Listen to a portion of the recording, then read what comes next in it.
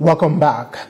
Nigeria is no longer on the Financial Action Task Force grey list, and this feat is a major step in President Bola Tinubu's determined effort towards strengthening Nigeria's financial integrity and global reputation.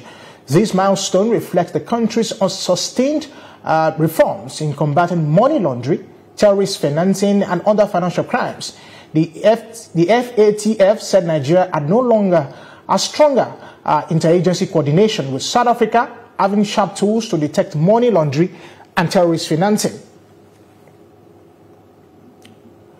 Oluwakanbi is the national coordinator, Nigeria professional for Tinubu, and he joins us live via Zoom from Lagos. Being off the grey list is a great achievement, but how can Nigeria ensure it doesn't return to it in the future? Thank you very much for having me. First and foremost, it's a news that gladdens our hearts. Removing Nigeria from the grey list is a major step towards the right direction. And it's obvious that the government of the day, under the leadership of Ashwaju Ahmed Bola Tinubu, they know exactly what they are doing. Just briefly, before we go into the main question, you remember 2023, February to be precise, when Nigeria was placed on the grey list.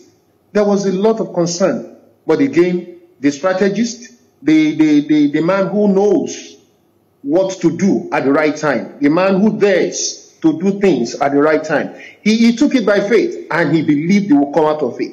As it is, we need to make conscious efforts, just like what we've done before, conscious efforts to ensure that we don't go back to the same list. Conscious effort to ensure that we sustain what the government has put in place to ensure that Nigeria is removed from the grey list. And I must tell you that this has come, will brighten the investment policy, investment agenda in Nigeria under the leadership of Ahmed Bola Tinubu. Yeah, you talk about conscious effort. In your own opinion, what specific reforms or policy actions under President Tinubu administration led to this milestone? Well, the efforts that led to this milestone, they are numerous. The legal, the financial base, there is a conscious effort towards ensuring that this country is taken out of the list. The legal department, which is under the Attorney General, the efforts of the economic department, the efforts of the Ministry of Finance, the collaborative efforts was actually responsible for removing Nigeria from this list. The coordination was beyond words.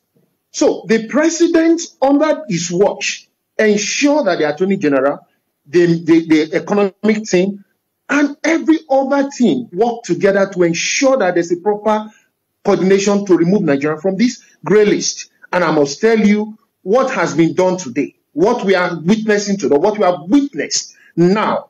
The government will ensure that we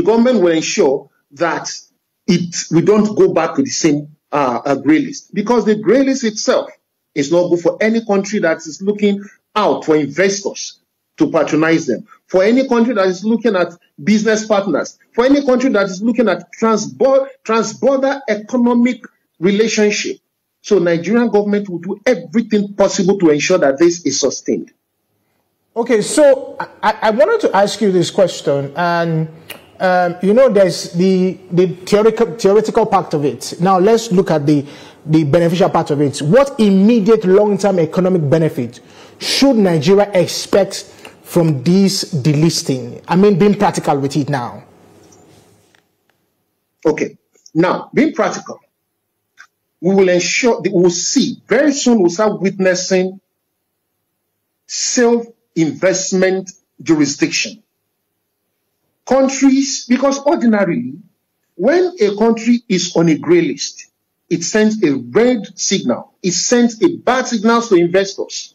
Now, investors can safely come to Nigeria to invest, because now they have that confidence that Nigeria is no longer a country that finance terrorism, that Nigeria is not among the list of countries that is into money laundering.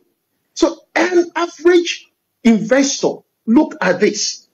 Take for instance, if you want to come into Nigeria to invest, you probably look at your embassy, you contact your embassy will, they will give you advice. So as it is, any advice that they will give now will be on the positive side. All right. It's no longer on the negative side. Thank you so much. Practically speaking, it's an open door policy for people to come into Nigeria to invest. Because now there's confidence, now there's assurance, now there's likelihood of their funds be protected. Okay, thank you so much.